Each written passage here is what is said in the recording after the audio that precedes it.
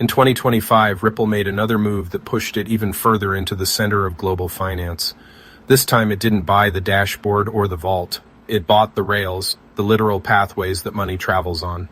The acquisition of Rail is the moment Ripple went from connecting payments to owning the infrastructure underneath them. If you followed this series, you already know how we got here. Between 2019 and 2021, Ripple built the pipes with engineering teams like Algorand, Logos, Stratolabs, and Tranglo. In 2023, it shifted into custody with Metaco and learned key regulatory lessons from the Fortress process. In 2024, it locked in a regulated U.S. backbone with standard custody. Early 2025 brought Ripple Prime through the Hidden Road deal, and then G Treasury, the cockpit used by thousands of corporate treasurers. Each acquisition built a layer of control. Rail is the layer beneath them all. So what is Rail? Rail is a Toronto-based payments company built to move both fiat and stablecoins through one network. Its platform connects directly to banks, payment processors, and blockchains, offering virtual accounts, instant currency conversion, and automated compliance. In August 2025, Ripple announced plans to acquire Rail for about $200 million, a deal expected to close by the end of the year. The goal was simple: plug Ripple's entire ecosystem straight into the payment plumbing that businesses already use.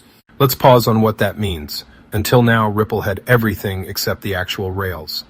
Metaco and Standard Custody gave it the vaults and licenses. Ripple Prime handled institutional liquidity. G Treasury gave it the control tower where CFOs plan their movements.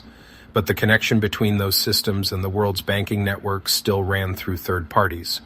Rail changes that. Rail's network lets a business hold multiple currencies in virtual accounts, convert them instantly, and send or receive stablecoins across blockchains without ever touching an exchange. The user never sees crypto risk, they just see faster settlement. That is the bridge Ripple has been building toward for years. Think of it this way: G Treasury is the cockpit where a treasurer decides when and where to move money. Rail is the engine and the tracks underneath.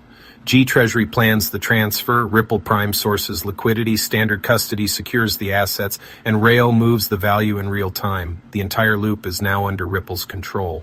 Here's why that matters. First, it completes the path for RLUSD, Ripple's regulated dollar stablecoin.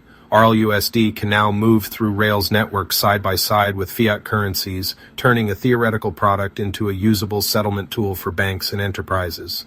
Second, it gives Ripple direct access to Rail's global banking partners and corridors, instantly expanding its footprint without starting from scratch.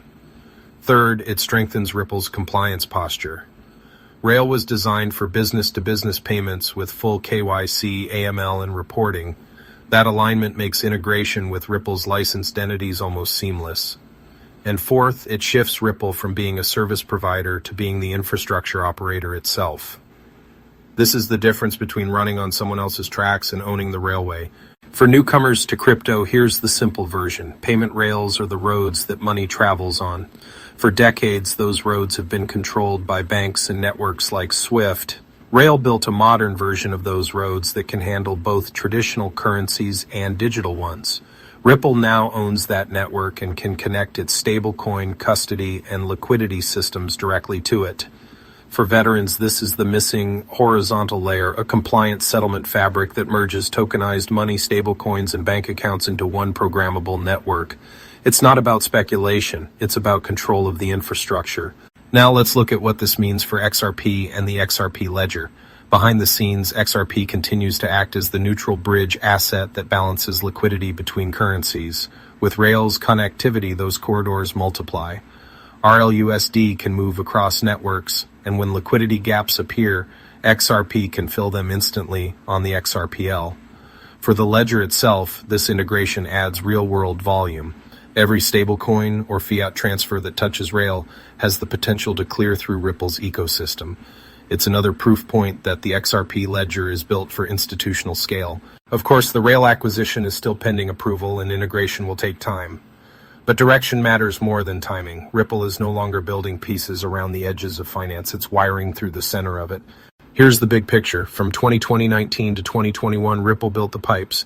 In 2023, it built the vaults. In 2024, it built the legal backbone. In early 2025, it added the broker and the cockpit. And now, with Rail, it owns the rails that make everything move.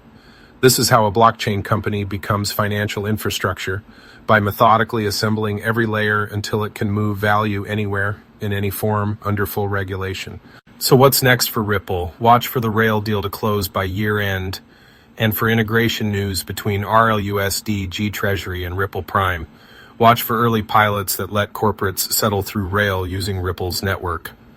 And watch for new corridors where stablecoins, fiat, and XRP move side by side inside the same regulated system. Each step takes Ripple closer to its goal, a unified global value network that can move money as easily as the internet moves data. And the rails are the final piece that make that vision real. This channel is for educational and entertainment purposes only and is not financial advice. Always do your own research and keep the discussion respectful. If you enjoyed the video, please consider liking, subscribing, leaving a comment, or sharing it with a friend.